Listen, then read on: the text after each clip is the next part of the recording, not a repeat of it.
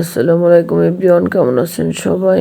গতকালকে মাংস রান্না করতে যেয়ে দেখি যে আমি গরম মশলা গুঁড়াটাই শেষ হয়ে গিয়েছে। আমি তো এভাবে গরম মশলা গুঁড়া রেডি করি। আপনারা কে কীভাবে রেডি করেন কমেন্টে জানাবেন। আমি এভাবে রেডি করে কাচের বয়মে সংরক্ষণ করে রাখি অনেক দিন পর্যন্ত। আমি ডিসেম্বর মাসে যে গুঁড়াটা বানিয়েছিলাম গরম মশলার, সেই গরম মশলার গুঁড়াটা দিয়ে আমি এই পর্যন্ত রান্না করলাম।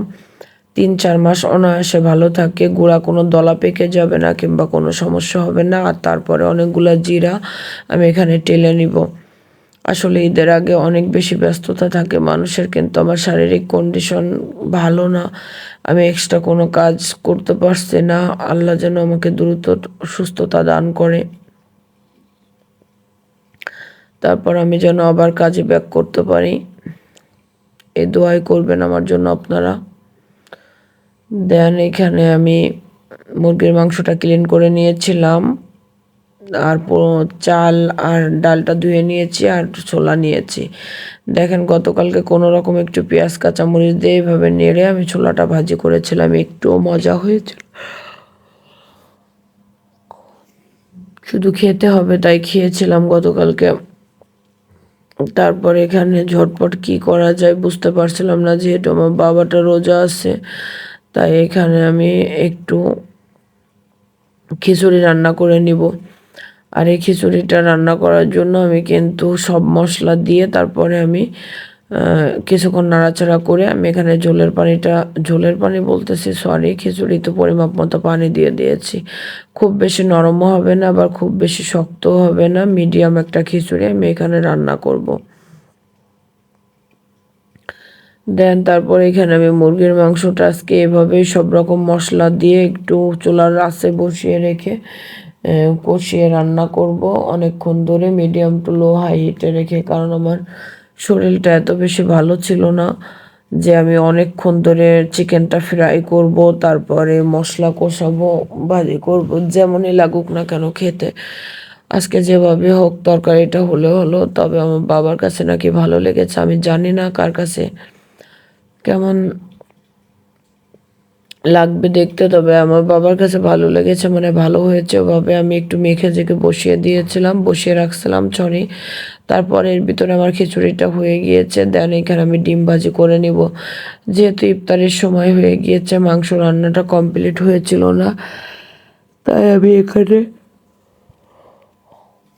ডিমটা ভাজি করে নিব। তারপরে এখানে আমি রুয়াবজা বানিয়ে নিব। রুয়াবজাটা বানিয়ে নিয়েছিলাম, তবে ঠান্ডা পানি ইউজ করি না। এই কয়দিন আমি শরবতে কোনো ঠান্ডা পানি ইউজ করতেছি না, সবসময় গরম পানি ইউজ করি। তারপর আমার বাবাকে ইফতারটা দিয়ে দিলাম। আল্লাহ যখন যেটা রিজিকে রাখে তখন সেভাবে সেটা খাওয়া লাগে। আমার বাবাকে আমি বলেছিলাম যে আমার শরীরটা ভালো না বাবা, আমি যেটুকু পেরেছি রেডি করে দিয়েছি, তবে মাংসটা রান্না করা থাকলে ভালো হতো, তাহলে আমার বাবাটা খিচুড়ির সঙ্গে খেতে পারতো আর কি। দেন এখানে দেখেন, আমি কিন্তু কোনো পানি ইউজ করি নাই। আমি ইন্ডাকশনটা 500-তে দিয়ে বসিয়ে রাখছিলাম ইফতারির আগে। ইফতারি শেষে নামাজ শেষ করে আমি এখন না মাংসটা রান্না করব।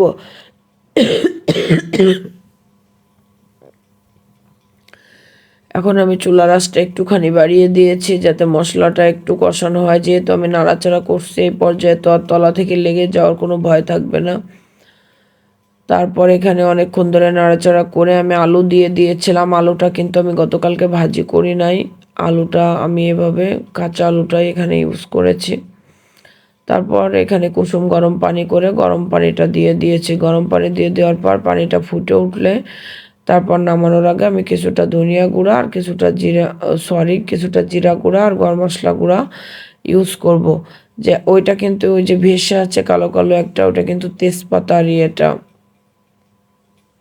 আর গতকালকে আমার ব্লেন্ডারে গরম মশলাটা ব্লেন্ড করতে যে আসলে তেজপাতাগুলো ভালোভাবে ব্লেন্ড হয় নাই, কারণ আমার একটুখানি ভুলের কারণে আমি ব্লেন্ডারের ইটা চালু রেখে আমি এটা